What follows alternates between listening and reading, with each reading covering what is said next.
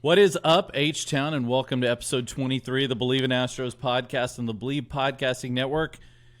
It's a beautiful day this morning. The sun is shining, the skies are blue, and World Series Game 1 is just over 24 hours away. It's a good day to get to talk some baseball. I'm Geoff Balke, my partner, of course, former Astro and Astro broadcaster Geoff Blum. You can find us on Spotify, Apple, Stitcher, and of course YouTube. Be sure to like and subscribe and keep up with us. Follow us on Twitter at Believe in Astros, BLEAV. Find me at Geoff Balke and Blummer at Blummer27.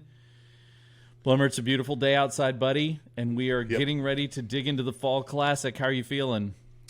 It's gorgeous. The leaves are turning, and it's always time for Astros baseball when you get into that fall season. I am extremely excited. It's that beautiful time of year, baby. Let's make it happen. Speaking of Believe, let's put in a word for our sponsor, Bet Online. Baseball is back. Bet Online remains your number one source for all sports betting needs this season. You'll always find the latest odds, team matchup info, player news, and game trends at Bet Online.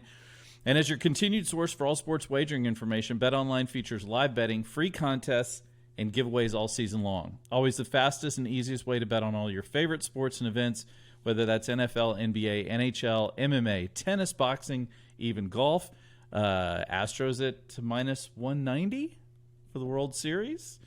Just something to keep in mind. Head to betonline.ag to join and receive your 50% welcome bonus with your first deposit. Make sure to use promo code BELIEVE, that's BLEAV, to receive your rewards. Bet Online, where the game starts. And Blummer, let's just dive right into this without further ado. Astros Phillies only met once in the postseason in 1980. Very disappointing for the Astros. Oh. They are also the third NL East team to meet the Astros in the World Series in the last 3 years. 2019, the Nationals. 2021, the Braves. Neither one of those worked out very well. What's just a good starting point for people who haven't seen the Phillies, who don't watch a lot of National League baseball? What's a good sort of general overview for what to expect from this team? Well, you know what? It's kind of interesting because when you broke camp, there was a lot of fanfare about the Philadelphia Phillies. They had they had Joe Girardi, second year in command, and they had high hopes, but they eventually fired Joe Girardi and put Rob Thompson in charge.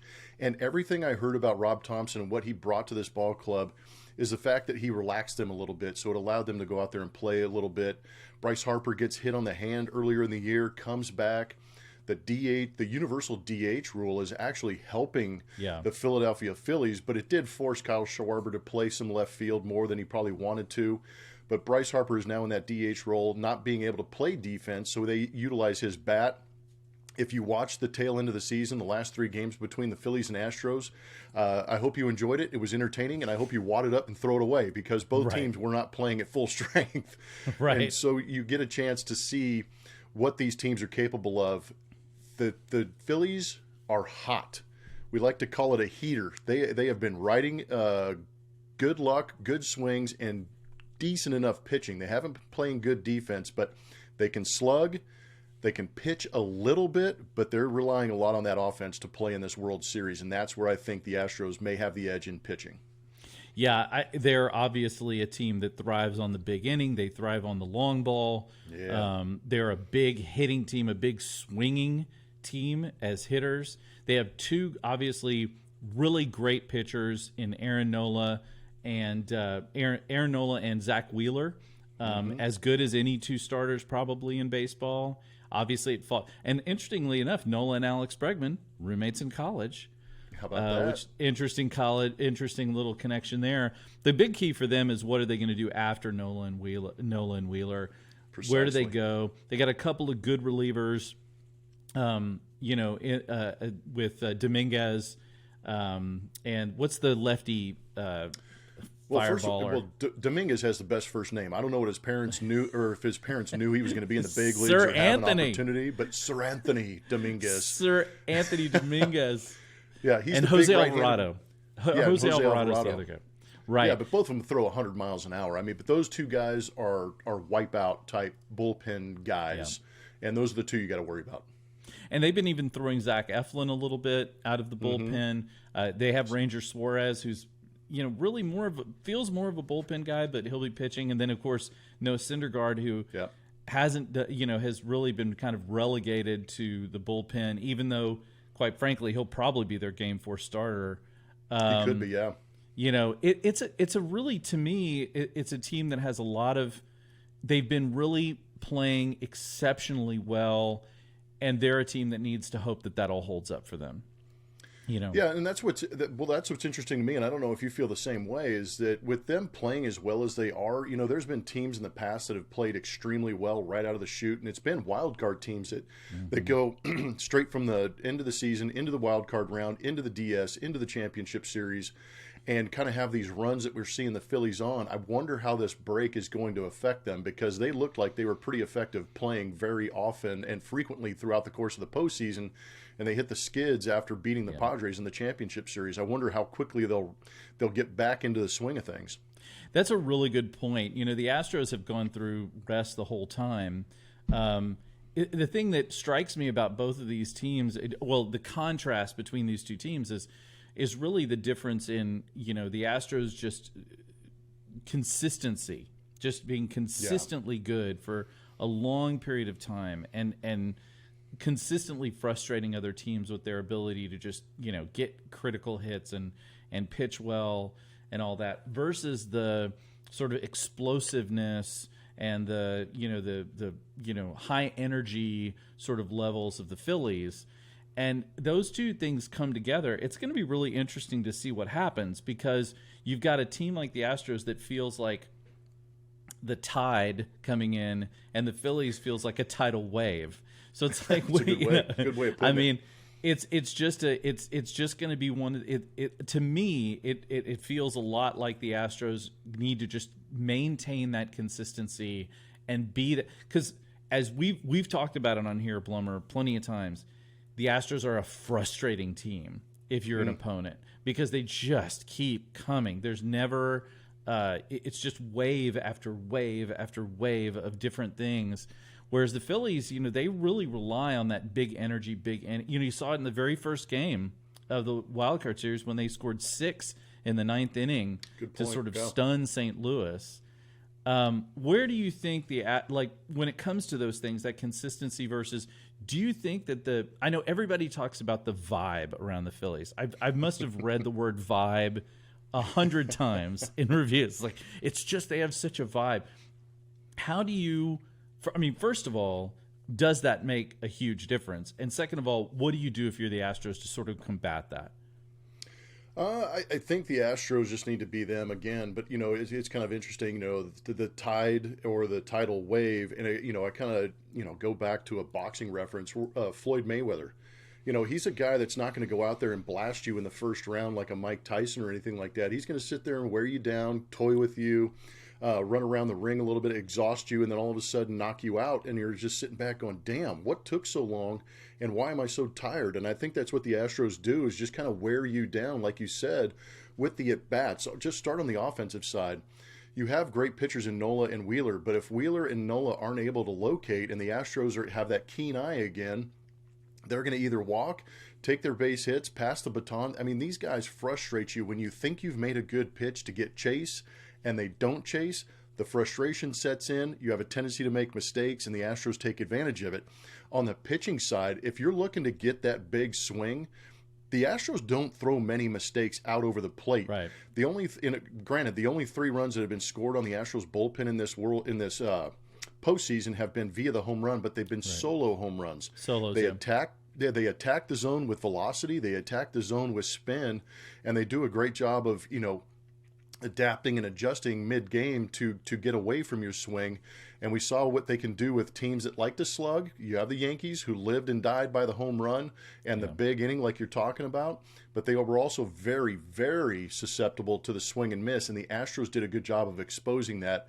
And I would imagine with these couple of days off that the Astros have on the pitching side, Josh Miller has probably watched more video than he's ever cared to in the last 3 or 4 days.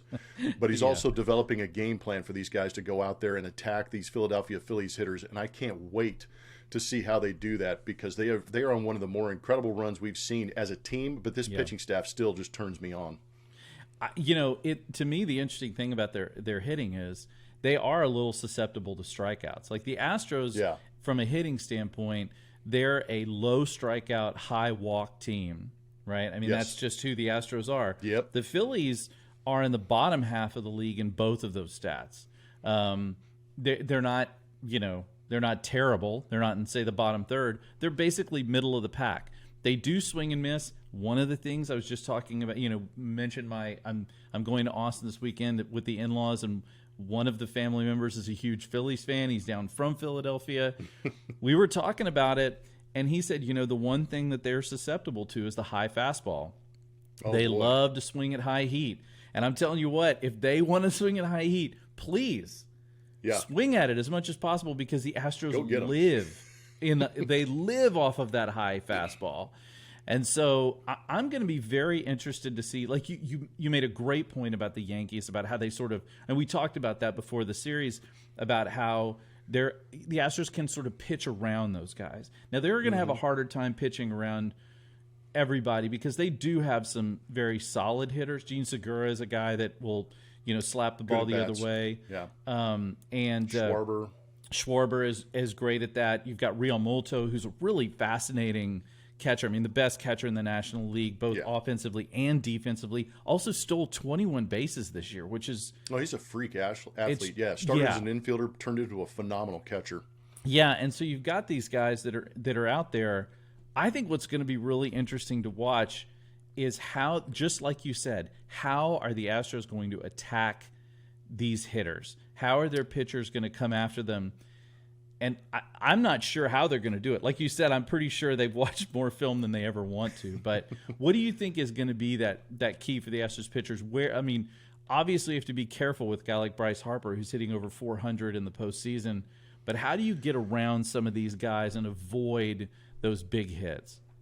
Well, I think what's interesting about this Phillies team that maybe I failed to mention earlier, too, is that their left-handed power is left-handed. I mean, I know that's a little redundant, but it's early in the morning. I'm trying to catch up on things. But, they have left-handed power, as opposed to what we saw with the Seattle Mariners and what we saw with the New York Yankees, is these big power right-handed bats where you could elevate that fastball, throw that slider away off the plate, get the chase, get the soft contact. And the Astros have very good guys with spin.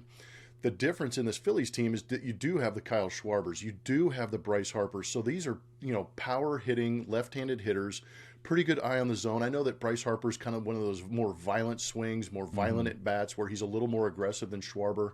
Schwarber can be patient and still take a two-strike pitch deep.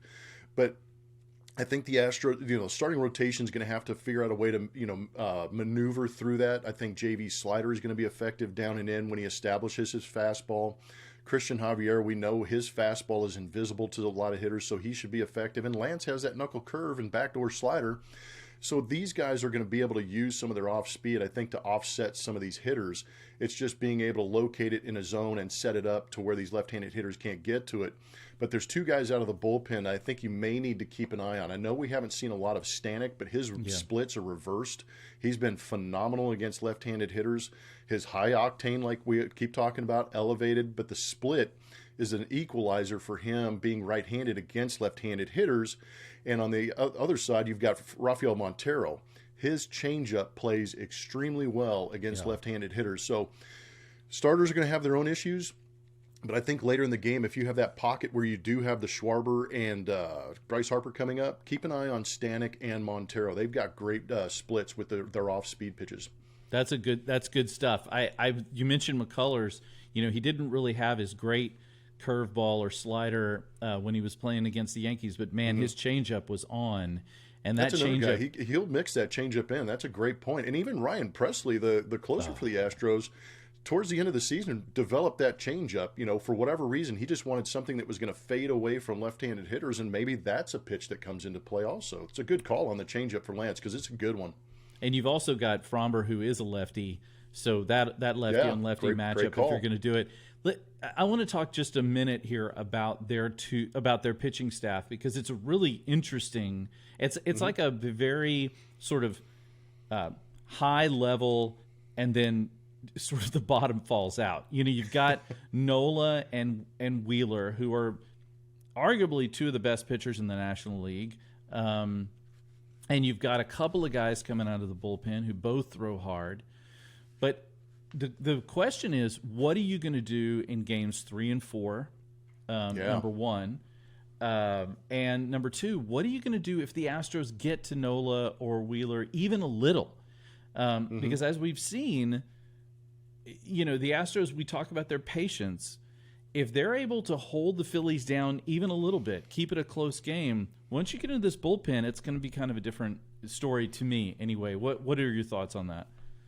No, I know you asked, we're going to talk about some of the keys of this World Series, but I think it is being patient against guys like Aaron Nola and Zach Wheeler. That game that Wheeler, the closeout game or the clinching game for the Phillies against the Padres, just to talk about Zach Wheeler real quick, he's pumping 98. I mean, there was an adrenaline rush, whatever it was, but he was in the upper 90s with that fastball. The cutter was at 92, 93. He looked brilliant, but at the same time, the way I was watching those at-bats against the Padres, who are less disciplined than the Astros, where there were some pitches off the plate where maybe they were offering at a little bit more than the Astros would. And that's where I kind of figure that Zach Wheeler is going to have to watch a lot of video and understand, in order for him to be effective at that velocity, it's going to have to be under control. He can't just rear back fire 98, because the Astros are going to go, okay, I've seen that, but it's not on the plate, and I'm not going to offer at it. And all of a sudden you get behind 2-0, 2-1, 3-1, 3-0, and the Astros have that hitter's count, and you're forced to throw a pitch in the zone. Is he going to come with that fastball? And if he does, the Astros are going to be more than ready, but they're also very good at hitting the slider if it's in the zone. So that's paramount for a guy like Zach Wheeler to be in the zone. And then you have Aaron Nola. What he did against the Astros to finish off his starts for the season was remarkable. The turbo sinker was looking beautiful. The knuckle curve was probably the best pitch he's thrown all season long in that start against the Astros. So it's fresh in their mind. They've seen that pitch. They've seen it come out of the hand. They know how the release point is going to be, where it's going to be from. They've seen the spin. Now it's just a matter of registering that and being able to react to it. But if Nola's not able to locate that knuckle curve, that could be a real issue for him, because the Astros can elevate pitch counts real quick. And like you were just hinting at, I don't believe that the Philadelphia Phillies have those bridge guys that can hold it down to get to Dominguez and Alvarado. I'm so glad you brought up that final series of the season. Look, as you said, you can throw that away, but they did get to see these pitchers, and that's a big deal. That's a big deal. It is a big deal being able to see it. And you mentioned Nola being the control guy, having that that curve. He went, what was it, 6 2/3 perfect game basically for them to clinch. But then Justin Verlander turns around and throws 6 hitless in his start against them with 11 punch. I know, right? It was devastating wipeout type stuff. The game that my one of my friends, my friend Frank, was at and was furious at Ryan Stanek for giving up a hit and not taking the no. He's like, I was going to be there for a no hitter. No, that was Will Smith. It was Will Smith. Will Smith, right? Yeah. Sorry, not Ryan Stanek. You're right, Will Smith, and he's still mad about it. But it's but I will say that I am glad they got a chance to look at some of these pitchers. I'm glad they get a chance to see, because I think no team exploits that better than the Astros do. 100%. Because they're so patient at the plate. I mean, my goodness. All right, let's talk about our keys. I'll do mine first, since you'll get, because you're the pro here. So I'll run through my 3 keys real quick, and then you can do yours. My first one is get to their best pitchers even just a little bit. No, we just talked about how Nola and Wheeler are their best guys. Wheeler has a 1.7 ERA in the postseason with a whip of .51 and a 118 batting average against. I mean, that's just nuts. Nola's a little bit higher because he gave up 6 runs in one game. He might be a little more susceptible. But I think if you can just get to them a little bit, force you to get to one of those bridge guys, that's where I think the Astros can excel, and I think they've got to get to them a little bit. They don't have to tag these guys for 5 or 6 runs, but if they can just get a run on the board, maybe a second run on the board, I think it'll make a big difference in their success levels. I think number 2, they've got to avoid the big inning. The Phillies they thrive on crooked numbers. If you're going to give up home runs, which they're invariably going to do in this series, you cannot do it with guys on base. Solo shots are fine. You don't want to give up, but the main thing is keep that inning down. Control yourself within that inning. That's a big one.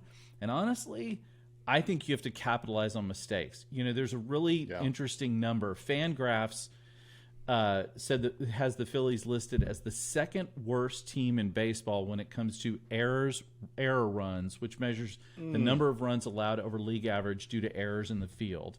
This is a team that plays with really, frankly, probably 3 DHs in the field. And good point. Yeah. And as my friend said the other day, defense might not necessarily win you a ball game, but it certainly can cost you one.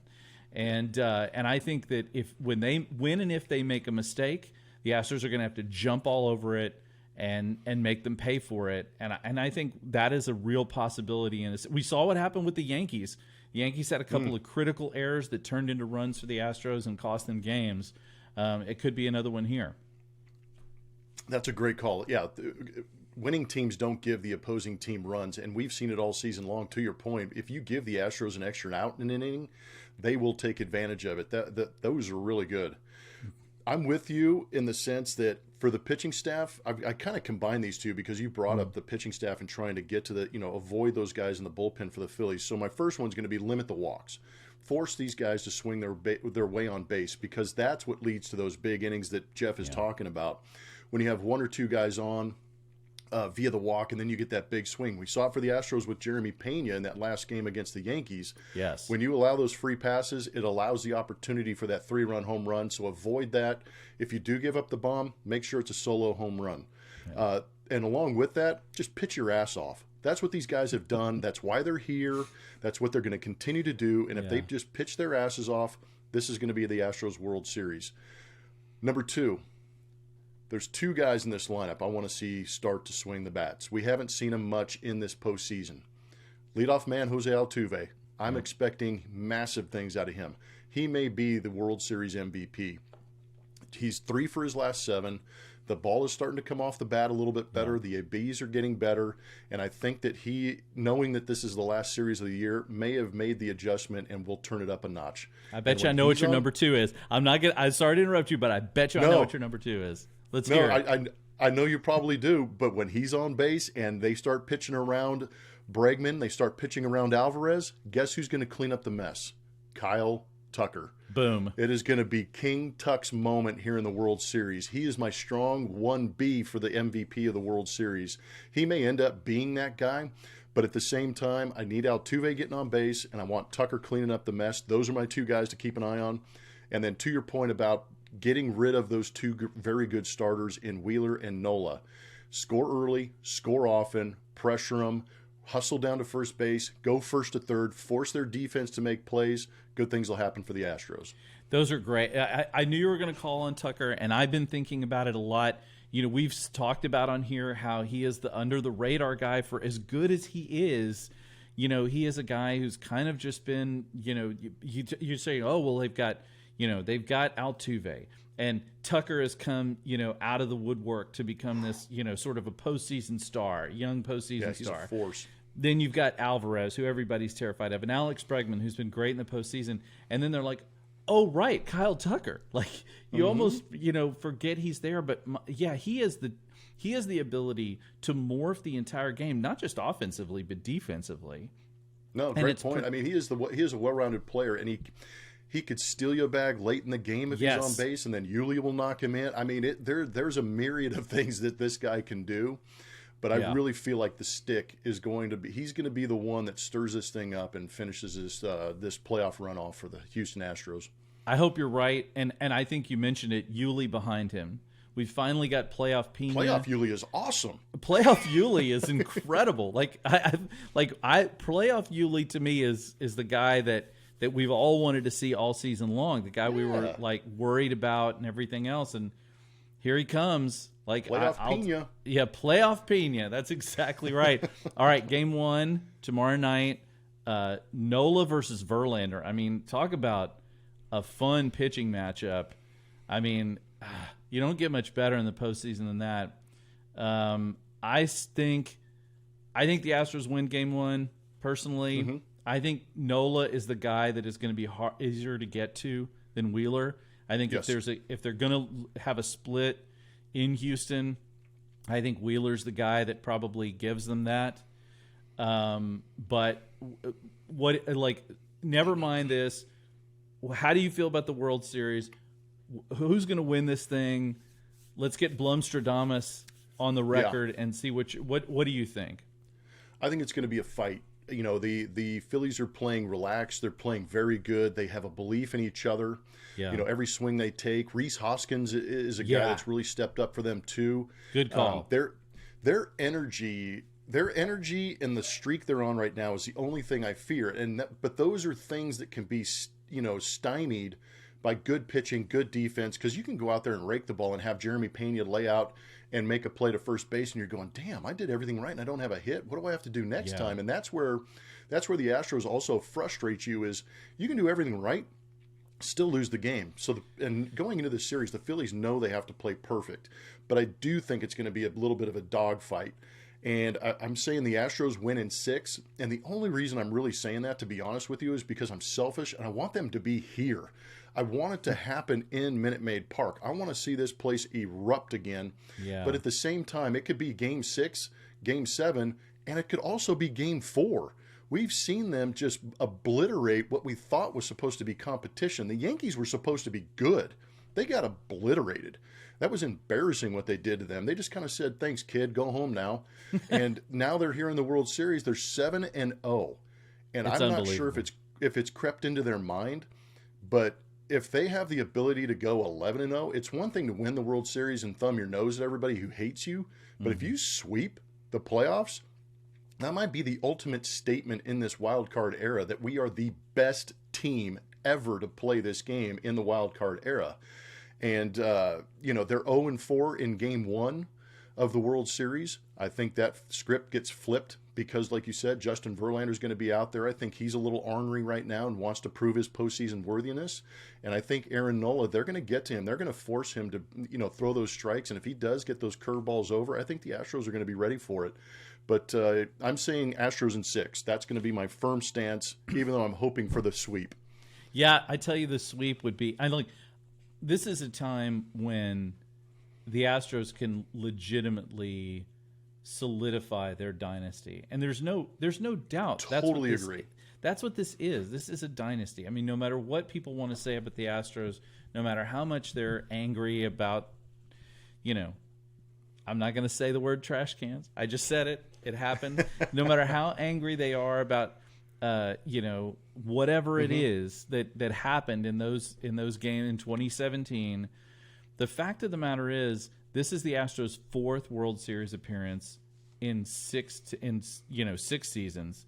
It's their 6th year in the ALCS. This is a dynasty. This is we are watching the Warriors, the Patriots. We're watching what used to be the San Antonio Spurs.